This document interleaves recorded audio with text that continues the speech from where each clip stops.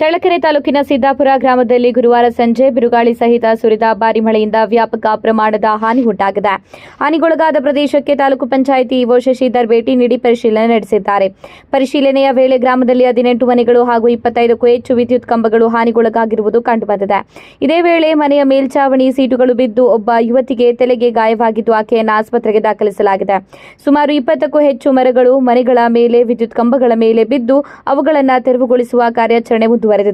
ಇನ್ನು ರೈತರ ತೋಟಗಳಲ್ಲಿ ಅಡಕೆ ಹಾಗೂ ತೆಂಗು ಮರಗಳು ಬಿದ್ದು ಅಪಾರ ನಷ್ಟ ಉಂಟಾಗಿದೆ. ತೋಟಗಾರಿಕೆ ಇಲಾಖೆ ಅಧಿಕಾರಿಗಳು ಸ್ಥಳಕ್ಕೆ ಭೇಟಿ ನೀಡಿ ನಷ್ಟದ ಅಂದಾಜು ವರದಿ ಸಿದ್ಧಪಡಿಸಿದ್ದಾರೆ. ಬೆಸ್ಕಾಂ ಅಧಿಕಾರಿಗಳು ಕೂಡ ಭೇಟಿ ನೀಡಿ ಹಾನಿಗೊಳಗಾದ ವಿದ್ಯುತ್ ಕಂಬಗಳನ್ನು ಬದಲಾಯಿಸುವ ಕಾರ್ಯಕ್ಕೆ ಮುಂದಾಗಿದ್ದಾರೆ. ಈ ಸಂದರ್ಭದಲ್ಲಿ ಮಾಜಿ ಗ್ರಾಮ ಪಂಚಾಯಿತಿ ಅಧ್ಯಕ್ಷರು, ಸದಸ್ಯರು ಹಾಗೂ ಗ್ರಾಮಸ್ಥರು ಉಪಸ್ಥಿತರಿದ್ದರು.